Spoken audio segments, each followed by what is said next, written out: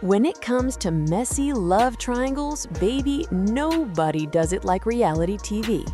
And just when we thought the drama between Yandy Smith Harris, Mendeecees Harris, and Samantha Wallace was finally cooling down, boom, the past came knocking again. Imagine building a life with someone, fighting for them, holding them down while they're locked up, defending them against the world, blending families, smiling through public embarrassment, and then one day you find out the same man you sacrificed for might be trying to reconnect, not just casually, but in a way that feels way too personal with the woman who already caused so much pain. That's exactly the storm Yandy found herself in. What nobody expected was how raw it would get, how the tears wouldn't just be about jealousy, but about betrayal, about exhaustion, about a woman who feels like she's been strong for too long. Because this wasn't just gossip, this was history repeating itself. And this time, Yandy didn't just argue, she broke down. To understand why this hits so hard, you have to go back, way back, before the tears, before the accusations, before the tension-filled scenes that had social media on fire. Yandy and Mendeecees' love story started long before cameras captured their arguments on Love and Hip Hop New York. They met in the mid-2000s, and from the outside, it looked like a fairy tale in the making. Yandy was a smart, business-minded woman climbing her way up in the entertainment industry. Mendeecees had the charm, the street credibility, and that quiet confidence that made people gravitate toward him. But here's the thing, he didn't come without baggage. Before Yandy, there were relationships, children, complicated ties, and one of the biggest names connected to that history, Samantha Wallace, the mother of his son. When Yandy stepped into Mendeecees' life, she wasn't just dating a man. She was walking into a blended family situation filled with emotions that hadn't fully healed. And when the cameras started rolling, those old wounds were exposed for the world to see. Samantha and Yandy never had an easy dynamic. It wasn't just co-parenting disagreements. It was tension, it was competition, it was pride. Every conversation felt like a power struggle. And then came the legal troubles. When Mendeecees was sentenced to prison on drug trafficking charges, Yandy stood by him. She visited, she cried, she defended him on national television. She became the face of loyalty. Meanwhile, Samantha still had to raise her child without him too, and she wasn't exactly praising Yandy for playing wife on TV. The rivalry only got worse. There were explosive reunions, heated words, accusations flying back and forth, Samantha questioning Yandy's authenticity, Yandy questioning Samantha's motives. It was messy, emotional, and painfully public. But over time, things seemed to settle. Mendeecees came home, the family appeared united, social media posts showed smiles, blended birthday parties, group photos. It looked like growth. But sometimes what looks peaceful on the surface is just silence waiting to be broken. And here's where the twist comes in. Rumors started swirling that Mendeecees had been reaching out to Samantha, not about their son, not about co-parenting logistics, but personal messages, conversations that crossed lines, late-night communication that didn't sit right. At first, Yandy brushed it off. She's been here before. People love to stir the pot when it comes to her marriage. But then little details started adding up. Screenshots, whispers from mutual friends, energy shifts. You know that feeling when your intuition starts tapping you on the shoulder, that quiet voice saying, something's not right? That's where Yandy was. And instead of exploding immediately, she tried to handle it calmly. She confronted Mendeecees. She asked direct questions. She wanted honesty. But what she got felt like deflection. Oh, it's nothing. We're just talking about the kids. You're overthinking. And maybe in another situation, that would have been enough. But this wasn't just any woman. This was Samantha, the same woman whose name has been attached to tension in Yandy's marriage for years, the same woman who once openly challenged her place. So when Yandy allegedly discovered messages that felt flirty, messages that hinted at reconnecting beyond co-parenting, something inside her cracked.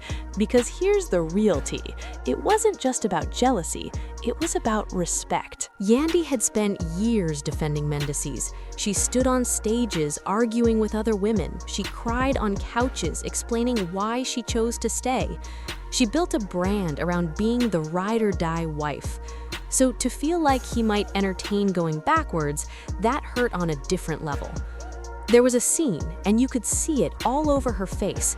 She wasn't yelling at first, she was shaking, trying to hold it together, her voice breaking as she asked him, "Why would you even open that door?" And instead of immediate accountability, there was silence. What nobody expected was how emotional Yandy became. This wasn't the confident businesswoman, this wasn't the political candidate. This was a woman who felt tired.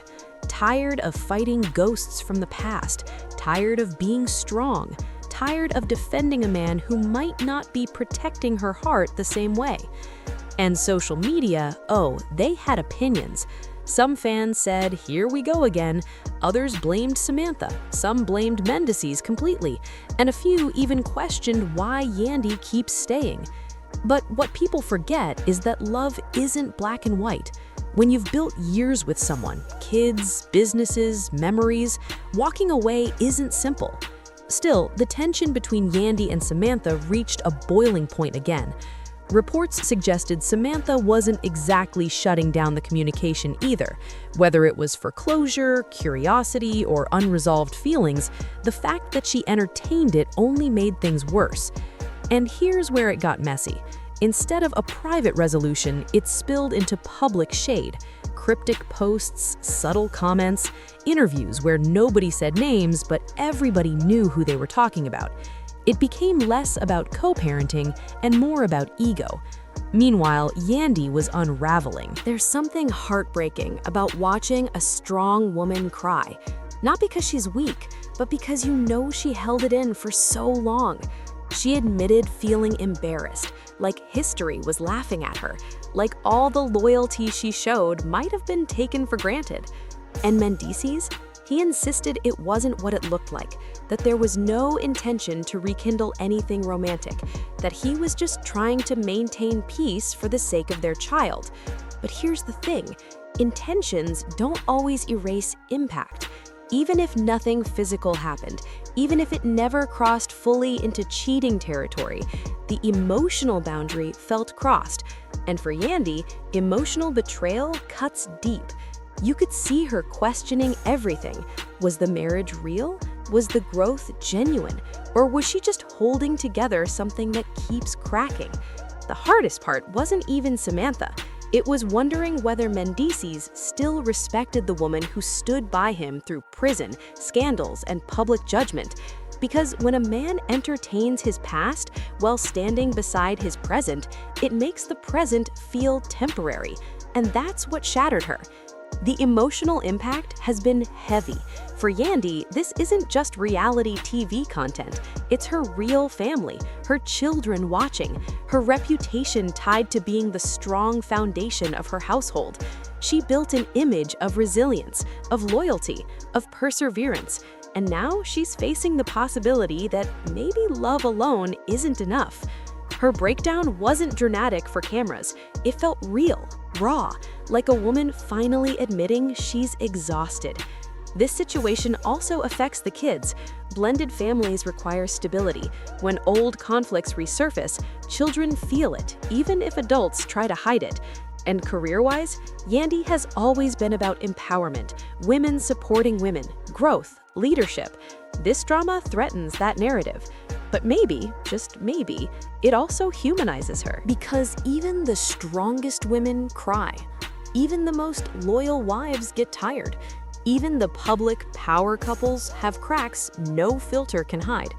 So where does that leave them now? That's the question everybody's asking. Will Yandy forgive again? Will Mendeecees truly set boundaries with Samantha? Or will this be the final straw? Here's what makes this story so powerful.